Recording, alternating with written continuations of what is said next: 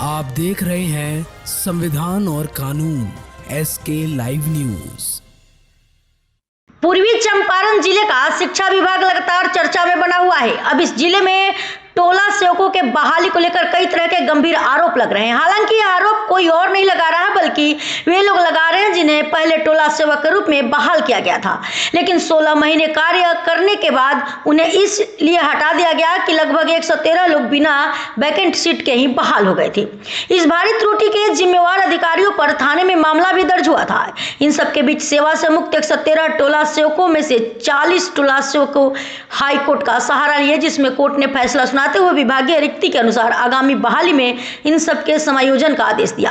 अब जिले में नए टोला सेवकों की बहाली की प्रक्रिया शुरू कर दी गई है, पर कोर्ट के फैसले के अनुसार उनका संयोजन नहीं किया जा रहा है, जिसको लेकर कोर्ट के फैसले का हवाला देते हुए चयन मुक्त टोला सेवक विभाग पर तरह तरह के गंभीर आरोप लगा रहे हैं। जरा सुनिए।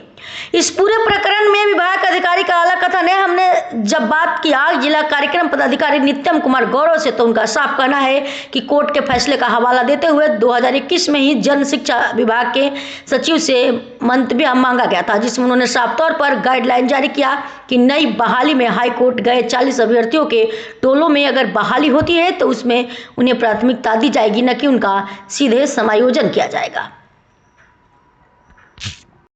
मामला टोला सेवक और तालीम मरकज का है। 2014-15 में हमारी नियुक्ति हुई। उसके बाद हम लोग 16 माह काम किए। उसके बाद में हम लोग को यह कह हटा दिया गया कि आपके सीट से अधिक बहाली हो गई है।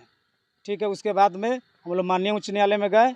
माननीय उच्च न्यायालय आदेश दिया कि पूर्वी चंपारण में जितने रिक्त पद हैं उन पर हम लोग का समायोजन किया जाए। उसके आलोक में हम लोग आवेदन भी दिए जिला शिक्षा पदाधिकारी को, लेकिन उस पर जिला कार्यक्रम पदाधिकारी को, लेकिन उस पर कोई कार्रवाई नहीं हुई।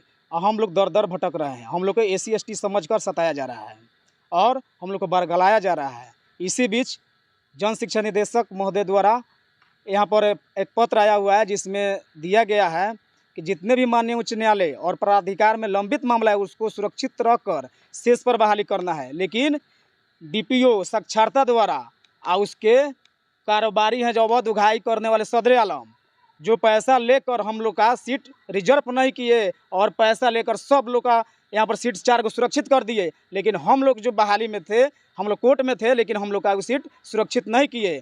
सारा पैसा का मेन जड़ वही सदर आलम है, जिसके चलते हम लोग रोड पर आए। आज कौन है वो? सदर आलम है, लिपिक है। कोर्ट का आदेश का तो मानिए नहीं रहा है। सीधे नित्यम कुमार सर जो है वो कह रहे थे कि हम इसको नहीं जानते हैं, लेकिन ये लोग पैसे के धस पर हम लोग का ही जीरो बनाकर यहाँ से भेज दिया गया कि यहाँ पर एक भी माननीय उच्च न्यायालय में लंबित मामला नहीं है। ये क्या नाम है आपका? मेरा नाम सुरेंद्र राम होगा, जिला अध्यक्ष बंटी टोला सेवक। देखिए 40 लोग जो गए थे उसके आधार पे हमने मार्गदर्शन मांगा था। मार्गदर्शन हमने मांगा था पत्रांक 154 और 12/8/2021 के माध्यम से। उस संदर्भ में मुझे शिक्षा विभाग के स्तर से मार्गदर्शन आया है। उसमें स्पष्ट कहा है कि ये जो उनका समायोजन जो होगा, समायोजन के संदर्भ में उनका कहना है वादी के परंतु भविष्य में जब भी टोला सेवक, शिक्षा सेवक एवं शिक्षा स्वयं सेवक के पद पे चयन होगा, यदि यह चयन वादियों के आवास के टोले में निर्धारित केंद्र में होगा तो चयन में उन्हें प्राथमिकता दी जाएगी। प्राथमिकता के आधार पे, इस चिट्ठी के आधार पे हम लोगों को प्राथमिकता देंगे। लेकिन समायोजन का यहाँ कोई जिक्र हमारे विभाग से कोई ऐसा गाइडलाइन नहीं आया है। खबरों के लेटेस्ट अपडेट के लिए इसी तरह हमारे साथ जुड़े रहें और इस वीडियो को ज्यादा से ज्यादा शेयर करें।